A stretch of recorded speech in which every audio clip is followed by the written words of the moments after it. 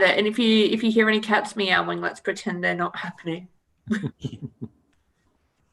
All right, we look like we are live on Ye Olde Facebook.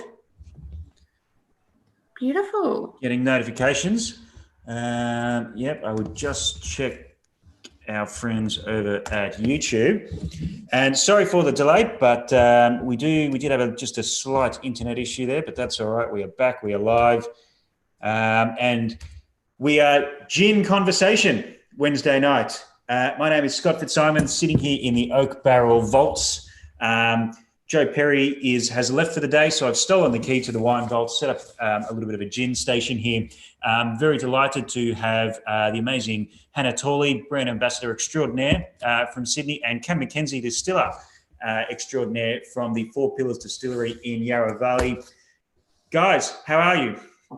Great. Primo, how are you doing? Yeah, very well, very well. And before we get way too far into this, into our gin conversation, I should say, welcome to Sydney. Welcome to Surry Hills. The doors are officially open. Thank you. I'm glad that, Cam, you've seen the lights and realised that New South Wales is the place to be. It's took a little while, a couple of years, but it took 2 years just to get the visa. Yeah. Yeah. Well, at least you're on the correct side. You're on the south side of the bridge. We've actually annexed and then just sort of pushed off the north side of the bridge. So you got that bit right. Well, mate, Melbourne's the south side of the bridge, so I've always been on the right side of the bridge. Mate. Yeah. But yeah, thank you for joining us tonight. We're going to have a bit of a conversation about gin, about some things that have happened in the past couple of months that we haven't had a chance to talk about, some things that are coming up. A quick g'day to David and/or Caroline Taylor, a regular on the Facebook feed, coming in and saying g'day. But a lot's happened, I think, since we all were in the same room talking rubbish together. Obviously, there's been some gins. There's a new venue. But before we talk about Surry Hills, Botany Bay, the gin that we actually tried in the Oak Barrel tasting room, what seems like a lifetime ago now, hit our shelves, and as well Changing Seasons, which are sort of collaborations with the Kyoto and Herno distilleries. There we go. Thank you, Hannah. Cam, how was the response to them being, and like how much do you enjoy working with those international gin distilleries? Oh, look, response has been phenomenal. I think it's a really interesting idea, and the collaborations are always amazing to work on. They're a great opportunity for us to muck around, learn things, teach things. Herno. Jon Hilgren at Herno is one of the greatest distillers in the world. Alex Davies at Kyoto is one of the greatest distillers in the world. So to work with people like that, it's just a pleasure. We've all got really unique botanicals that we play with. They're always, every international distiller we've ever met has always been incredibly enamoured by Australian native botanicals. So, on top of that, it's a really cool, tax-deductible way to take a family holiday. And that's basically how it started. It was a gin we made in Spain with Santa Maria in Madrid, and I needed an excuse to go to Spain on my way to Italy with the family, and they were three bald guys who started a distillery in Spain, and we were three bald guys who started one in the Yarra. So that was enough of a synergy for us, and it just kind of went from there. So Botany Bay Gin is the Herno version of the collaboration. Obviously down here we had Dry Island Gin, which was our version of that collaboration. The Herno one's a bit more lemon myrtle dominant, beautifully aromatic. I think Jon has always made gins a little bit more London dry in style than us. And that's why these collaborations work so well, is its home ground advantage. There's not really any rules in it other than to say if a decision has to be made, it's the home ground distiller that gets to make that decision. So if I want to use the column, then when I'm distilling down here, I'll use the column on the still. If they want to vapor infuse in there, that's their home ground advantage. So there's never any arguments about anything. It's a really collaborative, interesting way to distill. Changing Seasons has been, I think, quite a remarkable response. I mean, Japan is kind of hot right now in general in booze. but also those botanicals and those flavours are huge in food. Something as simple as yuzu is just one of those things at the moment that's huge. So working with Alex was incredible, and I think that gin, I'm really proud of it, and I know Alex was really, really stoked when the samples arrived for him, because he's pretty protective too. He's a meticulous control freak, like most distillers. Which is a quite Japanese thing to be, except he's a little Welsh dude, which is amazing. Exactly right. But he took a chance, and he moved to Kyoto, and he set up that distillery after working at Chase and at Cotswolds. And he's only 30 years old. He's a remarkable overachiever. But what he did do when he moved in there was completely respect the history and the tradition of food and ingredients and tea and his suppliers. And it's not something tokenistic. He's totally invested in that, and he respects that. And that's the sort of thing you learn about working with these distillers. And I'm a bit the same with our suppliers, only where Alex has a 9th generation tea farmer that he works with, called Mrs. something or other. I've got a 1st generation finger lime grower in Byron Bay called Cheryl. But I work with her, and we are just as enamoured by what she is doing as he is with the traditional way that they do things in Japan. So no, it's been unreal, mate. We've loved it. Yeah, awesome. Before we get too much further in, I've realised that I'm drinking water, which is a bit of a problem. So I'd like to hear what you guys are drinking on tonight. And I didn't have any Four Pillars open, so I'm going to have to open something. The Navy Strength, the Spice Negroni, the Bloody Shiraz, and the Rare Dry. What do you think I should be drinking tonight? Me? Yeah.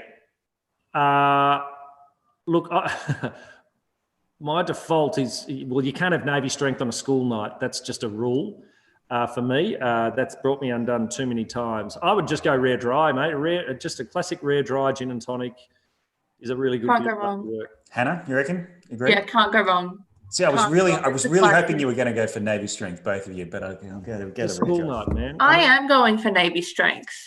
Actually, no. Sorry, you've been. But we're not telling the boss. Sorry, Ken, you've been outvoted. I tasted about 30 barrels today, so I'm actually having a Stone and Wood Pacific Ale. Oh, beautiful. I just needed something different today. But no, look, Navy Strength is that's a banging drink. It's just a big drink, that's all. Isn't it? Yeah. And the tonic I actually brought along is the PS40 Bush tonic. And that actually works well with higher proof and sort of really juniper dominant gins. So that might work well. Yep. But in a little while, I won't have to make this thing by myself. I won't have to make drinks because I'll be able to get down to the brand new Surry Hills lab for Four Pillars, which we heard a little bit about. And then for me personally, there was other things going on in the world that sort of directed my attention away until about, a week or two before it was finished. And I was like, oh, shit, yeah, that was happening. I haven't been there yet. Cam, I don't think you've been there yet. So I might have to throw to Hannah now to talk us through what this mini distillery bar experiential house in Surry Hills has popped up is. It's all of those things. It's everything. How's that for a throw? Yeah, it's actually great. It's kind of a 3-part venue. So we're right next door to the Dolphin. Downstairs, we've got our retail space, so our little gin shop. There you can get all of our releases that we're currently doing. So anything limited is available there. And also one of my favorite things is all the made from gin products are there. So you can get something I love about Four Pillars is trying to be kind to the environment. So all of the oranges from our Rare Dry gin get turned into marmalade. We make chocolates out of it. We've got gin salt to really up the ante on any sort of roast you're going to make. All of that sort of stuff's available there as well, which is really cool. And then if you go up the stairs behind that, so that's open 7 days, up the stairs behind that, and I wish I was there, but the bar's open, so it's a bit loud. We've brought Eileen up from Hillsville. Eileen's been replaced with Coral. And is that Coral behind you, Cam? That is Coral, yes. That's Coral right there.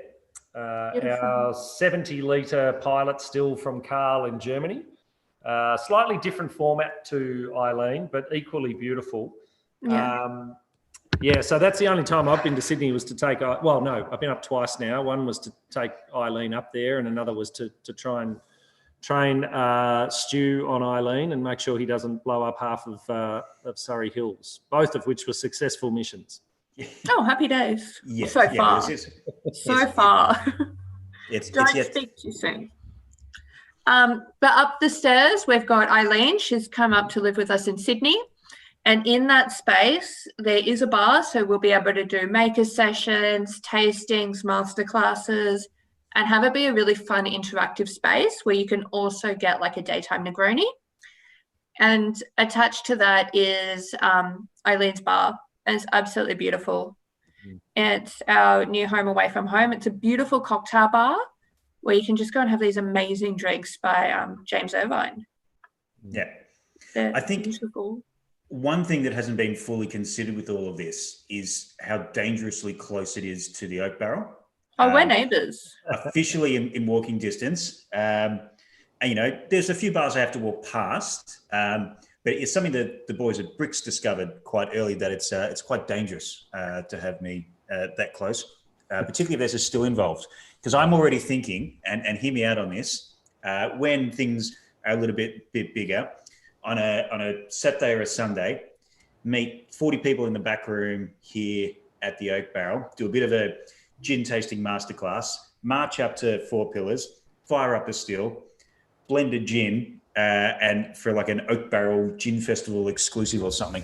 That could be good fun. I could have a bit of fun with that. Mate, it's all doable, and that's the great thing about that little still, Eileen, is, you know, you're actually distilling. When we use these stills for masterclasses, we don't just blend. We don't sit there and blend. We actually load the still with botanicals, bring it to the boil. You'll see how all the plates work. You'll see vapor moving through. And gin distillation, it's interesting because it's a bit like that chewing gum on Willy Wonka. You know, the flavours evolve throughout the distillation. You'll have a window of this particular botanical, tough stuff like star anise and cassia you don't see until the last 5 minutes, you know. So it's really interesting to taste it throughout a distillation and then look at the sum of the parts at the end. So it's a very cool experience, and it'll distill, I don't know, 40 bottles of gin as good as our big stills downstairs here, and do it in about an hour and a half. Yeah. I've thought up a tune we can sing as well. On the way up, we can say, "Come on, Eileen, I'm bored of COVID-19. Stuart Gregory's going to steal that. Yeah. Oh, yeah. Oh, no, yeah. I've got the bumper stickers already made up. It's done. But as you say, Hannah, you can't be there tonight because we wouldn't be able to hear what you're saying. But that's a good thing because it is open. Mm-hmm. Obviously, there's lots of things. For the first time in my life, I'm the only person that carries around his own pens everywhere. That is now justified because you're signing in a lot of venues and that sort of thing. For people who want to come up and say g'day, should we be booking ahead at the moment or? Yep, definitely. Because of COVID, we can't have the big party we wanted. And so we are bookings only at the moment. And if you jump on our website, just fourpillarsgin.com, you'll be able to find a booking space for Eileen's bar. And I will go and find that. Fourpillarsgin.com.au, actually it is. I'll go and find that and stick that on the on the Facebook chat there. But I think that's been really exciting. Anyone that's been following the I think it's 4:00 on Friday on the Four Pillars Instagram, you've been doing the Friday drinks thing, and there's been a couple from the bar there. It looks pretty special. It's so beautiful. So beautiful. I can't wait for you to come and see it. When people are booking, they can also book in for masterclasses as well, which is really fun. I know Stu Gregor is hosting a lot of them at the moment, and they are so much fun. They're an experience. Yeah. And there's a reason why Stu Gregor isn't on this live chat. It's because I wanted to hear Cam and Hannah actually talk. So if you haven't met Stu before, you read between the lines there. Anytime that he's up and talking about something, incredibly passionate, and it's a lot of fun. So while he's in Sydney doing those, I would highly recommend getting on board with that group. 100%. For those that haven't met him, the best way to describe it is that I think he grew up under power lines Like there's something not right. It's enormously funny. You love him. You absolutely love him. Yeah. But I mean, from a wider point of view, I guess, we're hopefully coming out of things, and in Sydney, we're doing it a little bit quicker, about 2 weeks ahead of what my friends in Melbourne are doing. How was the past 3 months been for you guys? Obviously, probably a little bit different. Came with the distillery and hand sanitizer and what comes along with that. Hannah, obviously, you deal a lot with the on-premise, the bars of Sydney. What does the last 3 months sort of look like for you guys? Cam, do you want to? Yeah, look, I mean, it's a really tough one. I mean, this is a business that is not quite 7 years old. We're 6.5 years, and for 6.5 years, we've had extraordinary momentum. We've worked our asses off to get that momentum. We've been as creative as any distillery anywhere in the world, trying to innovate and come up with new styles. We had 28 export markets, fairly large travel retail market in duty-free, big on-premise market, big off-premise market. For those that haven't been to the Healesville distillery, that's something that was on track to probably bring about 90,000 visitors a year through the doors, and weekends was just a queue out the door, and it's enormously good fun. We just knocked down the building next door and about to double in size here as well because we just don't want queues out the door. And then it all just came to a screeching halt. 60+% of the business fell off a cliff almost overnight. I think for Stu, Matt and myself, we're a strong business. We've always been pretty ambitious, but we're a strong business. We're not going to fall over, which is great. So we've got the knowledge that financially we're strong enough to sustain it, for a pretty long period of time. So that's good. Where we lost sleep is, we're not a tiny team. We've got nearly 80 on the books in our business. And a lot of those are hospitality casuals working out here in Healesville, which is a regional town an hour out of Melbourne. And they've got to pay rent. They've got families. And that was the most terrifying thing, was overnight we had to shut hospitality. The word for 2020 is pivot. I never want to use the word pivot again after 2020, but I haven't actually come up with a word for that, but we're not saying there's a certain word in these times. We're actually calling in these daiquiri times, we're calling it at the moment. So if we want to come up with another word for pivot during this hour, I'm more than happy to implement it. I do love that word, and it sucks now. It's been used. Let's have some more Navy strength before we figure that one out. Yeah. But look, that was where we just were being inundated with calls about hand sanitizer. We've got pretty significant blending tanks here, big alcohol storage here, a big bottling line here that we've deliberately overscaled over the years because we want to grow into it, not get caught on the hop. So we kind of buckled and said, let's trial some hand sanitizer to the World Health Organization formula. We'll do a little hidden link on our website and sort of farm it out to some contacts in the health industry for frontline healthcare workers. And it kind of went viral. Then we did a sort of public version, a consumer version of that hand sanitizer using all of our heads and tails from the distillation. So it was far more aromatic, smelt much nicer than the one we did for the healthcare professionals, which just basically smelt like alcohol. But the upside of such an incredible surge in orders around that was we could keep all our casuals employed for about another 4 or 5 weeks. They all got work packing boxes, jumping on the bottling line, watching those guys just be flexible because they just wanted to work. And it gave them a bit more time to get their ducks in a row before we could look at something like JobKeeper, or for some of them, unfortunately, JobSeeker. So that was probably the biggest hurdle to get over. I think we're all smart enough to know that's just the world we're living in at the moment. No one's getting a competitive advantage. I've been chatting to distilleries all around the country on a weekly basis, just guys who, we've helped out, guys who've helped us out over the years, just to see how they're all going. We're all in the same bloody position. It's just a shit situation. It's now green shoots in Victoria. From next Monday, we're allowed to serve a drink. The last couple of weeks, we've been allowed to do seated tastings.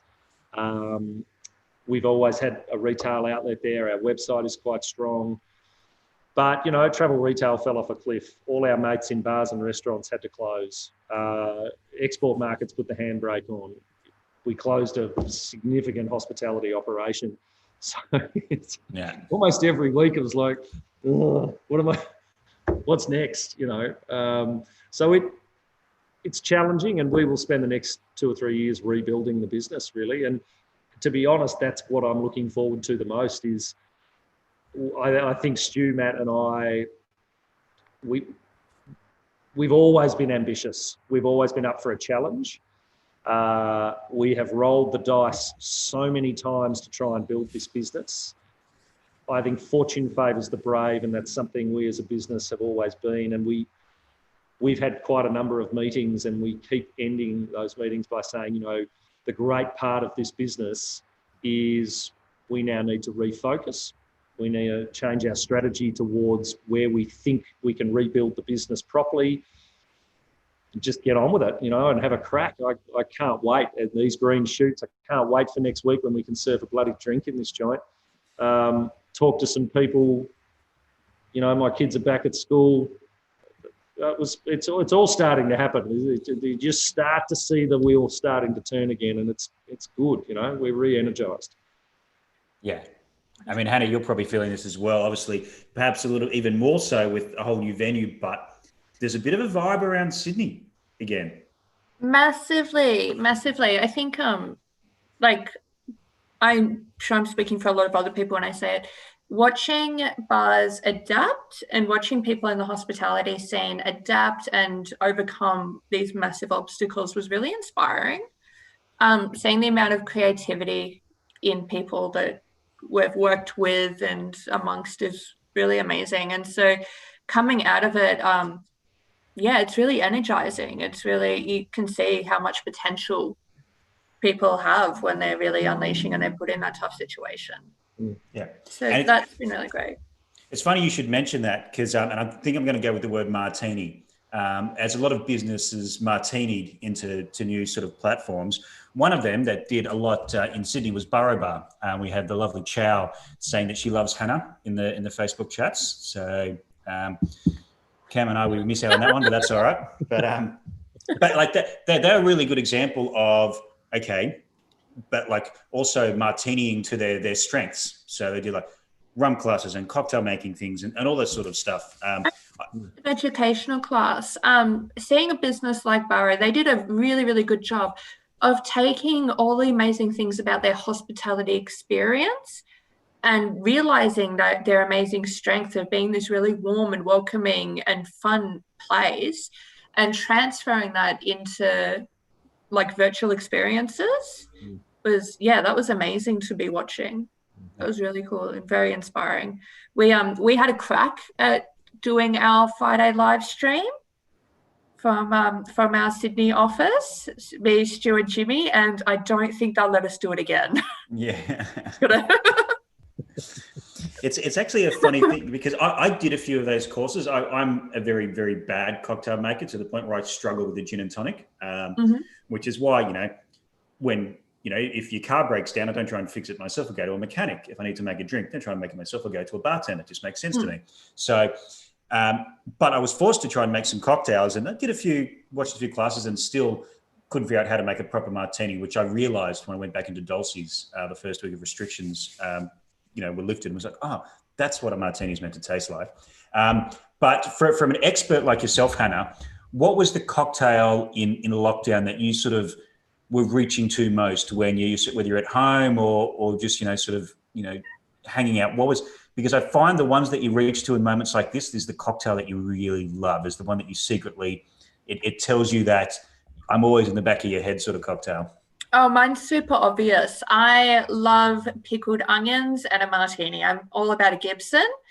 And James Irvine, was kind enough to show me how I can bottle them up in my freezer. So I don't need to stir anything. I can just sit on the couch and pour it into a cup. And that was... all class, Hannah. Oh yeah, oh yeah. Well, no one was watching me. But yeah, very dangerous when it's all just in a bottle in front of you. You don't realize how quickly you're getting through it. Yeah, That was I've done more sort of experimenting with cocktails, mainly out of necessity. I think it was Sunday night this weekend. I'd sort of run out of key ingredients for certain things, so ended up with a barrel-aged gin, which happened to be the Herno Juniper Cask barrel-aged gin, and some red vermouth, because it wasn't quite working with white vermouth. So somewhere between a martini and a Manhattan sort of something. But it was good. But yes, Chow does chime in with mugtinis. I'm all down with mugtinis. all about a mugtini. And also I put a lot of stuff in my blender. Like any fruit that I had, throw it in the blender with some gin, happy days. That definitely happened a few times over the weekends. We need to get you like one of those NutriBullet infomercials that like airs at 3 a.m. It was like steak in a blender, celery in a blender. It'll be fine. You can just be like anything wine in a blender. She'll be right. Oh, you don't want to see ourselves like at 3 a.m. after we're having one of our blender nights. If you drop one letter. Blender nights? Oh my God. It's almost like 4 at 4. Yeah. Well, it's just like, I'm glad that we've got here. I didn't actually think about like just dropping that one key letter of the word blender becomes another word that sort of sums up about 4 a.m. Yeah. No, it's excellent. But yes, so I will be knocking on the door very, very soon up at Surry Hills. I hope so. Let me know. I'll make sure I'm there. We can try some of Jimmy's wonderful cocktails. There's a few really amazing martini-esque drinks on the menu. We've got our Sydney Winter Gin Martini and something with the Changing Seasons gin that's really special as well. Yeah. Chow's on a roll at the moment. She's gone from blender benders to floored by 4, which I quite like as well. So speaking of new things, we didn't get the chance to sort of celebrate Botany Bay, the Herno collaboration, and Changing Seasons, the Kyoto collaboration, as much as we would have liked. But there is something new around the corner that is going to have I assume a very, very similar look to that, which is the 2020 edition vintage of the Bloody Shiraz gin. That's due in a couple of weeks. That is due in a couple of weeks. That's right. Very exciting time. It's always a good time of year at the distillery when we start bottling that up and getting it all ready. 2020, I mean, goodness me. I think anyone who watches the wine industry would probably put a question mark over a huge part of Australia during 2020. I don't think there has been a more challenging vintage since probably 2009.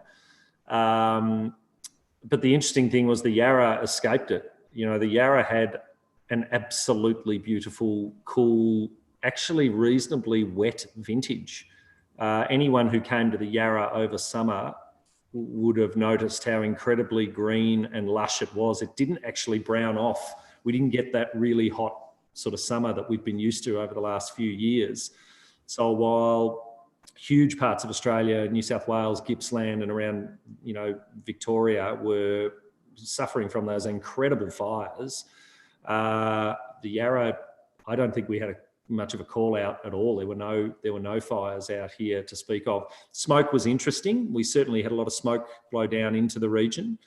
But I think the benefit of all the smoke tank trials over the last decade or so in the Yarra, and, I've got a wine industry background, as does Stu, and we talk to a lot of winemakers and growers, they're all our mates out here.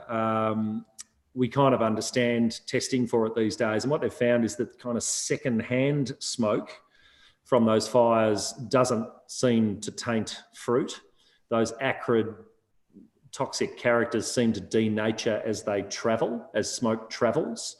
So smoke from those Gippsland areas and beyond that actually travelled down Victoria and blew through Melbourne and out into the Yarra, all of the testing that they did on the vineyards came back negative for smoke taint. Not a single one of our vineyards had smoke taint, and all the Yarra wineries are really upbeat about the wines they've made this year. Yields were about 30% down, but we just didn't didn't get any of those nasty characters, which is a bit of a godsend. Yeah. Because I don't know how that would have translated in Shiraz gin. I actually don't know how the higher alcohol soaking that fruit would have reacted.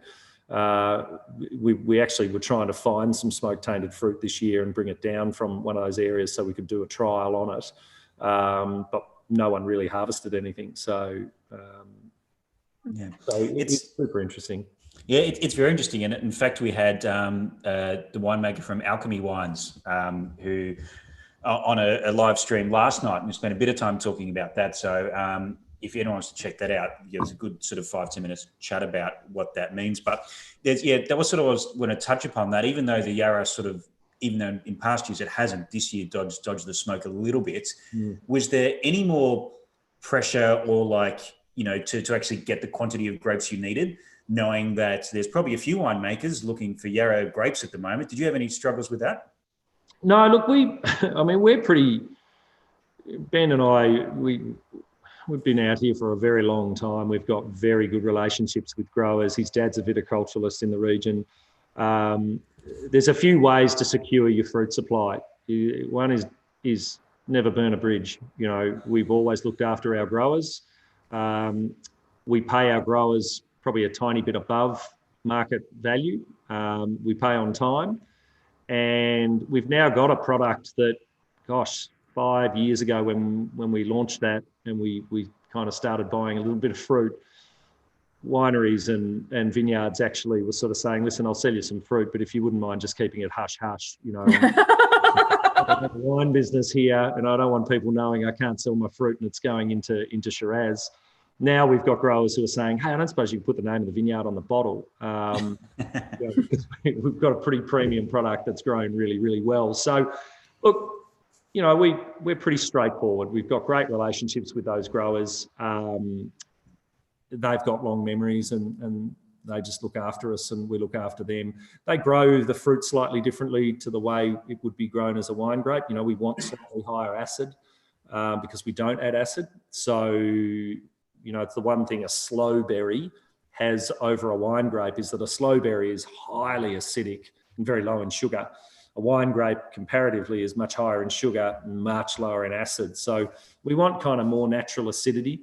So we don't want them leaf plucking. We want a bit of shade. We want to retain as much natural acid as possible. We pick slightly differently to retain acid in some vineyards, and then we'll pick slightly later in some vineyards to get different fruit characters. So no, we didn't really struggle. We've taken in over 100 tonnes. We probably wanted about 150, and I think we ended up with about 120. But had the vineyards not just been down on yield, then I think we would have hit our target. We're trying to aim not to run out anymore. Ideally, I'd like to keep this as just an ongoing product throughout the year. It's a funny product. The more of it we make, every year we make it better. Every year the quality of it is better because we learn more and more and more and more. And what we've learned is don't bottle it all in one go. Excuse me. If we can bottle it throughout the year, it's fresher because it's in big tanks, which are harder to change the temperature in those big tanks. It's harder to oxidize big volumes. So we find that the development of it slows right down and it's just fresher in bottles. So the aim will be to just bottle it pretty much all year round and just roll from one to another, to another, to another. And it's just a brighter, more consistent product. Yeah, that's an interesting point because I think it's probably, we've had conversations, but I had a lot of conversations with that concept of, bottle aging in the bloody Shiraz, that when you open it the next year, when the next vintage comes out, it's a completely different thing to what you remember. And I think up until the 19, which for me was the most complete version, I think it was the 17 or the 18 that was like really vibrant in flavor and aroma, but the color wasn't quite as bright. And until that was my favorite. So it's interesting to see you say that you're sort of tweaking it ongoing. Is there any sort of, we're going to talk a lot about this gin in early July, but is there any sort of inside running you can give us on things you might have done differently, how it's sort of shaping up at the moment compared to 19 and any ones that people have had previously? Yeah, look, 17 was a really interesting one. That was the year where people sort of, we sold out of it in a nanosecond, but it was pale. It was really pale. We don't add synthetic colour. The colour is what the colour is. I don't dictate that. Mother Nature dictates that. And 17 was a very low colour year in the Yarra. And I don't know whether that was just a lot of cloud cover. Grapes don't develop colour when they're not getting great sunlight, loosely speaking. But a lot of people said to us, or we got feedback where people were saying, they're trying to make too much of it now, and you can see it's washed out.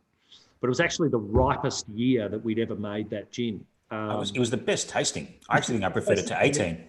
But so we kind of said, colour is something we can actually control largely in the vineyard by just maybe not picking the fruit all in one go. So we tend to pick certain vineyards very early or half of a vineyard quite early. That gives us that white pepper, spice, bright red berry character. And then 2 or 3 weeks later, we'll pick other vineyards or the second half of a vineyard, which gives us darker berry fruit, more colour, even black pepper character. So we're starting to iron out some of the kinks. I think 2020, you're going to just find really beautiful spice, probably a little more white pepper than that darker, cool climate. It's classic Yarra Shiraz is white pepper and that sort of 5-spice character. And I think you're going to see lots more of that in 20 than you saw in 19. Yeah. And this is always the eternal question. We're like experimenting with people. We've found that sort of like yuzu or citrus heavy tonics go really well with the bloody Shiraz. Hannah, like when it comes around to a few weeks' time and I've got the 20 vintage in my hot little hands, what should I be throwing at it? Strangelove lemon tonic or Strangelove bitter lemon. It's phenomenal. I think you stock it there, but it goes so perfectly. Yeah. Or you can make a spritz with it, just bloody Shiraz, bit of grapefruit juice and sparkling wine. Easiest cocktail and it's absolutely delicious. One thing that it doesn't go with, and I'm going to live up to my reputation as the worst cocktail maker in the trade or otherwise in Sydney, is Shiraz. Shiraz gin, 50-50 with Shiraz, not a good idea. Don't try this one at home, kids. No. Not coming over to your place for drinks. No. I met some guys last year in Queensland who, it was at a gin pig dinner that we did, and they were pretty big, burly guys, and I was just chatting to them and they said, mate, we love that bloody Shiraz gin. Like, that's unreal. And I said, terrific. Like, how do you drink it? And the guy looked at me and he said, I just kind of drink it. I have done that before as well. Well, I said to him, yeah, I get that, but like ice, or do you mix something with it? He said, no, we just get a couple of big red wine glasses and we'll just cook a steak and we'll just polish off a bottle over dinner. I thought, wow, that's going to have quite a great headache the next day.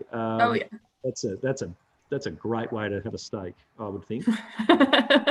Actually, you've just reminded me. My brother's Bucks party was the night of the 2018 launch. Yeah, I'm pretty sure, because we had Stu do the launch at a counter tasting here, and then was going up to my brother's mate's place for this, and I was like, what am I going to bring to drink? And well, it's new. It's okay. It's just landed today. So, that was polished off. That there was more than just two of us, but it was. I think it was the first bottle of the 2018 Shiraz in New South Wales that was finished was by about 10 o'clock that night at my brother's Bucks. So there, bit of trivia that I had forgotten about. Respect. Yeah. One thing I wanted to ask about as well, because it is a bit of a sore point with me, is that I look after all the spirits here at the Oak Barrel. I've got an offsider called Joey who looks after all the wine things. And so we tend to split up the holidays around the country. So if I'm going to Tasmania, I'll take that because there's distilleries down there and I'll do the wine trips as well. When it's Adelaide, we sort of fight over it because there's distilleries now as well. He's going to the Yarra in 3 weeks, which I couldn't actually drum up enough distilleries in the Yarra. So he's going to go down and do the wineries in sort of mid to late July. For people who, are getting out and about again, interstate in Sydney or interstate in Victoria, but soon, hopefully, pushing across. If we make it down to Healesville, on the way to the Puffing Billy Railway, obviously, is there, like, we're booking ahead, I assume, at the moment? Look, absolutely. Certainly on weekends, book ahead. I think midweek is going to tick over nicely, and look, maybe call ahead, but I think midweek you're probably okay. But definitely book ahead. Our numbers are restricted to about a third of our normal capacity. We're generally just allowing people about a 45-minute session before they have to move on, so we can just turn the tables over a bit quicker and get people through the door. We are reintroducing some masterclasses. We had a bit of a backlog of people who already booked masterclasses that we had to cancel, but weekends we're certainly going to try and do a lot more masterclasses to clear that backlog and then bring it on. Look, I think it's a matter of just watching the news and seeing what the capabilities are. We'll try and keep everyone up to date on socials and on our website as to what our capabilities are. But we are now allowed to serve a drink, or from Monday next week, we are allowed to serve a drink, which is exciting to us. And I think the guys are all starting to do their stretching for making cocktails again and get back in shape. I think a few of the guys have had some, have put on a few COVID pounds, and I'm looking forward to seeing them sourdough and get back to making drinks, which is going to be unreal. Yeah, I didn't realise, I probably should have realised before this, but my happiness is actually tied to the access to great bars. So like my just personal happiness just was like, this is the greatest thing ever when Sydney started to open up again. As well as the distillery, and I've told Joey he has to go and touch the walls and say g'day at that point. But are there any other distilleries or breweries in the Yarra? Obviously, there's a lot of wineries down there, but anyone who, and I encourage everyone who was planning an international trip to martini that idea and go somewhere domestically. Anywhere else you'd sort of recommend in the Yarra that's worth visiting? Yeah, look, I think we're kind of fortunate to be in the township of Healesville. So across the road from us is a winery called Peyton and Jones, Ben Peyton and Troy Jones. Young blokes making exceptionally good, pretty edgy wines at that craft level.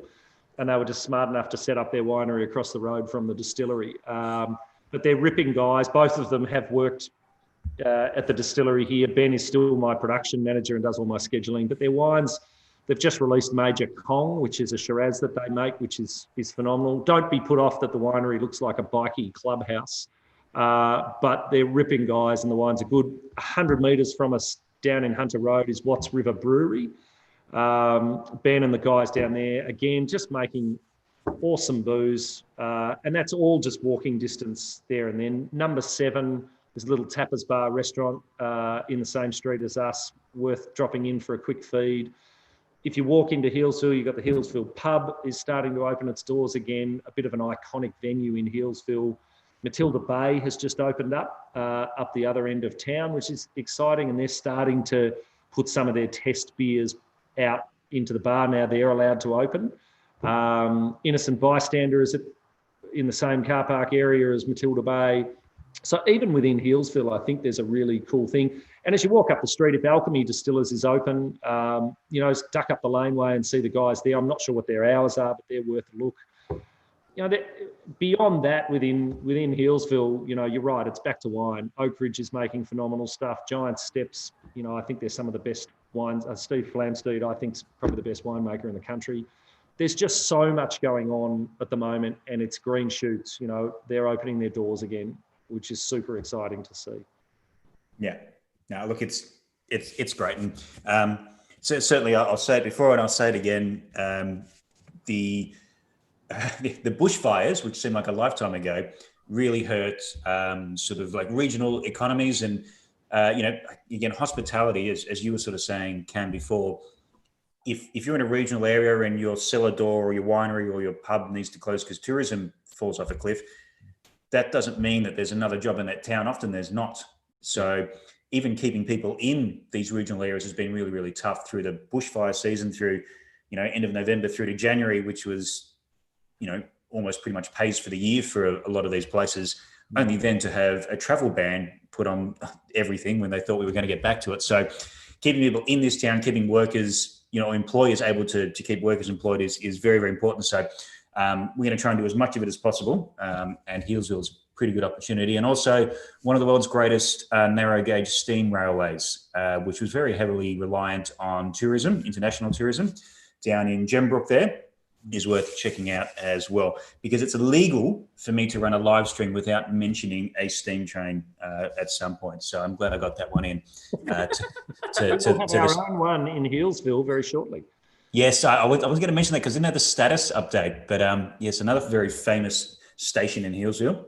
We're not quite sure what's going on with it, but the steam train between Yarra and Healesville should be launched. Look, I wouldn't want to audit the books, but anyway, hopefully it's being opened up fairly soon. They've certainly spent a lot of time on it. Well, as soon as that happens, the internal debates here at the Oak Bale will go from, like how many wineries are there to distilleries? Steam train, right? Sorry, it doesn't matter how many wineries you've got. That's why flew Rio down in the Goolwa Peninsula. The next Adelaide trip, it's like, I don't care how many wineries there are in McLaren Vale and the Adelaide Hills. There's a couple of distilleries and a steam train. So, Joey, you're staying in town. Couple of comments going around, but a big shout out to Ben Weldon, who says, thank you, Four Pillars, for all of your delicious gin. Very welcome. Hopefully it helped you through tough times. Yeah. I think one of the great things about the modern gin boom, it started with Bombay in the 80s in London and sort of kicked off in Australia in the last sort of 5 years in a big way, is sort of just demystifying that concept of gin as, oh, great, I've got a bottle of gin, I'm going to go sit in the corner and cry for the rest of the night sort of concept. And one thing I hate about spirits and drinks in general is like assigning genders to drinks. So I think that's been really great, but also, and you need, like, I love the mum and dad operation out somewhere that will make, 100 bottles of gin a month and they'll sell them all and they're very comfortable with that. But opening that up and being in duty free, and one of the things I've loved is walking through duty free on either the way in or out and seeing stacks of Four Pillars, an Australian gin, as opposed to 75 litre volumes of XYZ from London that probably has never been distilled ever. That's been really cool, and I think it's inspired a lot of other people. Thank you, Cam, for that. But I think probably a question for Hannah, who's been behind the bar and what I call the incorrect side of the bar, actually having to work rather than enjoy yourself. Before you sort of jumped into the Four Pillars show, did you start to see? And I guess, even now, are you starting to see people who are not gin drinkers knowing that there is Australian gin and starting to ask for, a gin and tonic, but what's the gin going into my gin and tonic? Yeah, 100%. And just how people have become so much more interested in small businesses and craft things. Like there was a big craft beer boom. Now people want to buy local and they're really adventurous, which is awesome, which is so much fun. When I was behind a bar, that was the best because people are coming in and they're willing to spend a little bit of money to be taken on a bit of a journey through what they're drinking and what they're experiencing. Yeah, and I think that's one of the great things. And Ben chimes up again. Four Pillars was one of the reasons for me starting my gin adventure. Looking forward to the Shiraz 2020 next month, mate. When this goes up, rewind about 20 minutes. We're going to talk a lot about that. And he's still got a bottle of the Christmas 2019 going on this year. There's not many of you guys around. No. That have bottles of that left. This is the time of year. A bottle of that left. Yeah. Again, the only distillery to release a summer gin in winter and a winter gin in summer. Sort it out. Mentioned a few times. Yeah. Sort it out. No, but yeah, that's it. Like, it's great. Are you guys, speaking of which, we're going to try and do something around the Shiraz gin because we have for the past 4 or 5 years, whatever it is. At the Gin Lab, I mean, access permitting and bookings permitting, is there sort of a jump up in the air for the Shiraz launch? Definitely, especially when you walk past the building, you'll be able to see it. I think all the displays are heading in there this week. So it's going to be very purple. We're going to be having a lot of fun with it. And yeah, if you're booking in it at the moment, bookings only, but if you're booking in any of the masterclasses or any bar activities, you'll definitely be seeing a fair bit of it, which is very fun. But I'll be down with you at the Oak Barrel on that day. Yeah. It launches as well. Yeah. We're sort of fingers crossed. I'm gonna find some purple duct tape and draw some X's on the floor. Basically, kick all the wine out of the front of the store and see how many people we can get in there. And it might just be, you and me, Hannah, because the foot traffic is not particularly high at the moment, but that's all right. We know how to have fun. Oh, yeah. That's still a party. Yeah. I'll bring a blender. It'll be great. Yes. Blender. I promise I won't bring any actual Shiraz to mix with it. I'll just, the Strangelove Bitter Orange, I'll buy a pallet of it. We'll be right. Oh, yeah. No. There was a question I was about to ask that is, something that I didn't know about until we were sort of in the green room before this. I know we're getting to 8 o'clock, but because of my internet stuff ups, we started about 10 minutes late, so I'm going to keep you for another 10 minutes if that's all right. But during the lockdown period, I actually did a bit of an escape to the country moment and spent a bit of time doing, sort of working with my second love after spirits, which is the greatest food in the world, or greatest edible thing, which is olives. Picking and brining olives, which was excellent fun. And I heard, Cam, you mention that there might be something olive and tree and branch related coming later in the year. Yeah, like if Hannah was drinking Gibsons during all of these shutdowns, that was a common theme in our house, was Gibsons, and it was basically testing out these batches of gin that we've been working on for about 18 months. So anyone who may, a few years ago, have managed to get a bottle of Cousin Vera, which is the gin we made with Santa Maria in Spain, would know that was a very savoury gin. And we always loved that gin, and we always felt that we could do something maybe a little bit different to that gin and make it a bit more powerful. I was fortunate last year to go to Cobram Estate up on the river for the olive harvest. And Cobram Estate olive oil, one of the guys on their board who lives out in the Yarra Valley is one of my best mates, Tim Smith. So he took a whole heap of winemakers and mates from the region up just to have lunch in the olive grove. They have 10,000 acres of olives up there. Their harvest goes for about 8 weeks. It goes 24 hours a day, 7 days a week. They can't stop those harvesters because the minute they stop, oil will actually go quite rancid very quickly. So they will actually turn an olive into oil within 4 hours of harvest. Absolutely extraordinary. It was mind-blowing. All of us was... So that's why I couldn't do it by hand, and I was having some issues. Okay, that makes a lot of sense. It was just the most wonderful experience. But the whole time, all of us were walking around saying, God, I would murder a martini right now, because you have this incredible aromatic throughout the grove and throughout the production facility of this green, leafy, fresh oil character. So we were doing trials with this, what we've called olive branch gin. It's now completed and the first batches are being bottled at the moment for release in about August. We're using rosemary from my garden, bay leaf from my garden. There's 3 types of olive oil that are being used as botanicals. So there's picual, Hodgie Blanco, and Caratina, which are still my beating heart. These are incredible oils that some are quite spicy, some are quite leafy, some are quite green. We're using olive leaf from Cobram Estate as well.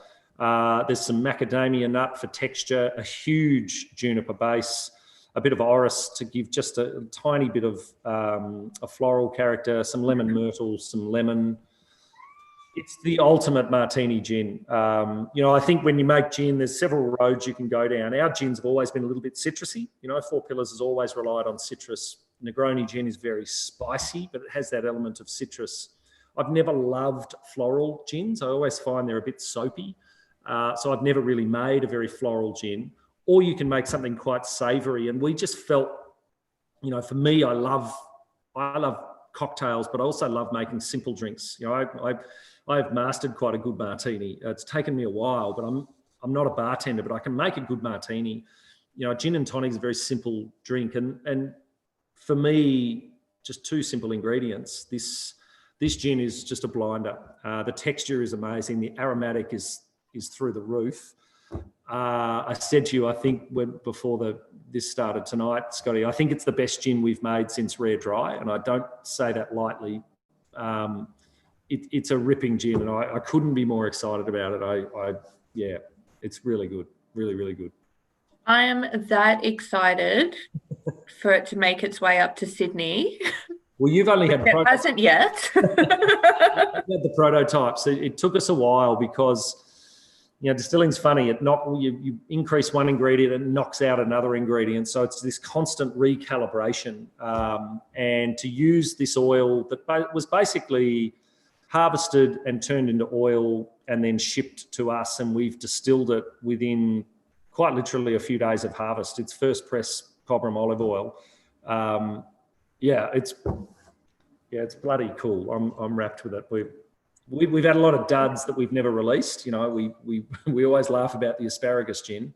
Not everything. I'd try that. Yeah, I can take another batch just to show people how bad it was. But I'm game. You know, we don't. I love asparagus.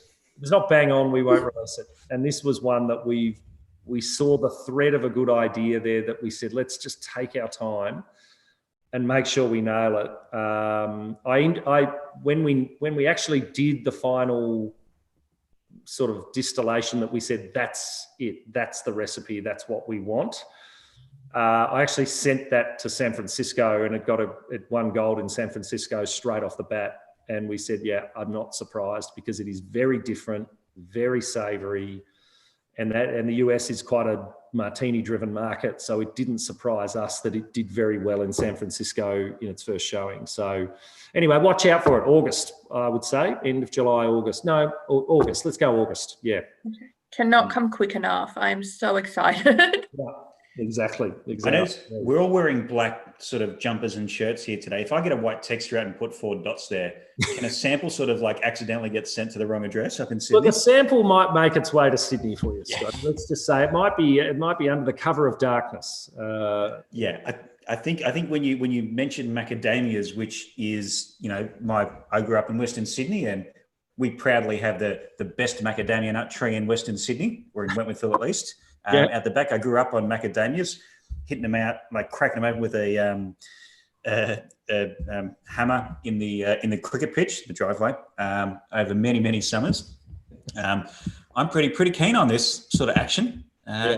Could be quite excited. And considering that my martini recipe developed over many lockdown weekends, is get a jar of olives, open the jar of olives, pour gin in and vermouth and drink. This could go quite well. I see no issue with that martini recipe. I'm on board. I'm down. You two can stay in New South Wales. I don't need blender nights. I don't need jarfuls of martini. See, martini. You say this like it's a bad thing, but we have Jats and you have Savoy. So, like, at the end of the day, we're always going to win. And the recipe is different. There's something with milk. I think you use milk in Savoy or something that's definitely not needed, not necessary. You just created the jartini, or is that a thing? I like jartini. I like it. I like it a lot. Jartini's fun. Oh, trademark, everyone. How disappointed are the staff going to be at this beautiful new Surry Hills site when I order a jartini? Jartini, yeah. They'll be like, please get out. I'll know what you're talking about. Please leave. Look, excellent that we've descended into this madness. I want to thank you both for joining me here in the Oak Barrel Vault tonight. Before you go, as a question from Facebook, and I think I know what Cam might say on this one, but I don't know what Hannah might say on this question. That is outside the Four Pillars range.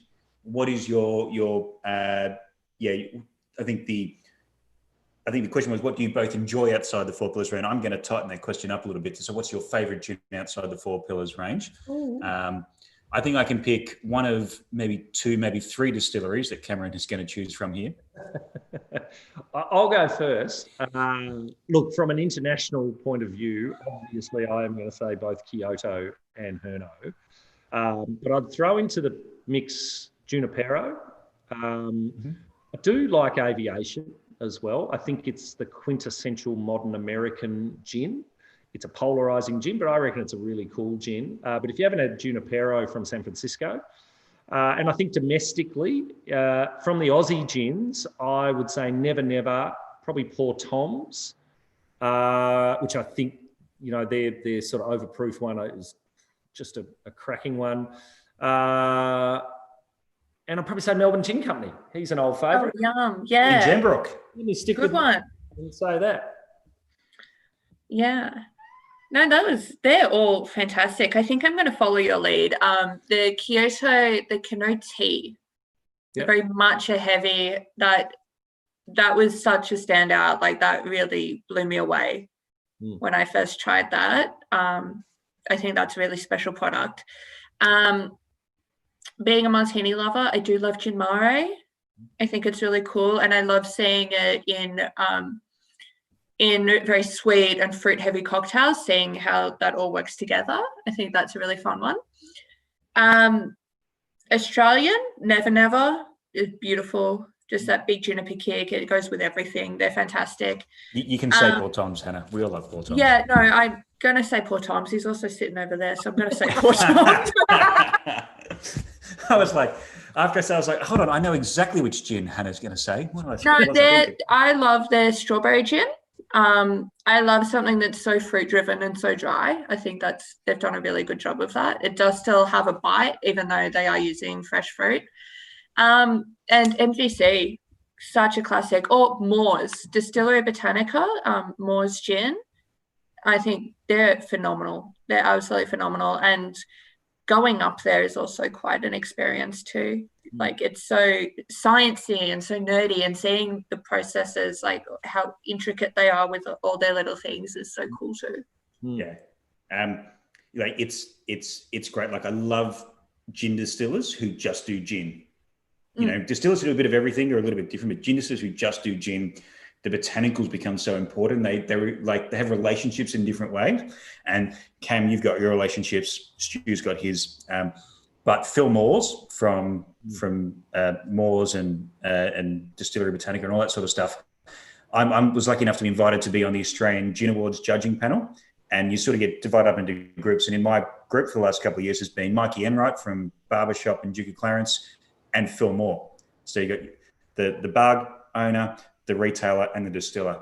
And the amount of stuff I learn off Phil talking about his garden and nerdy Latin names for things is quite remarkable.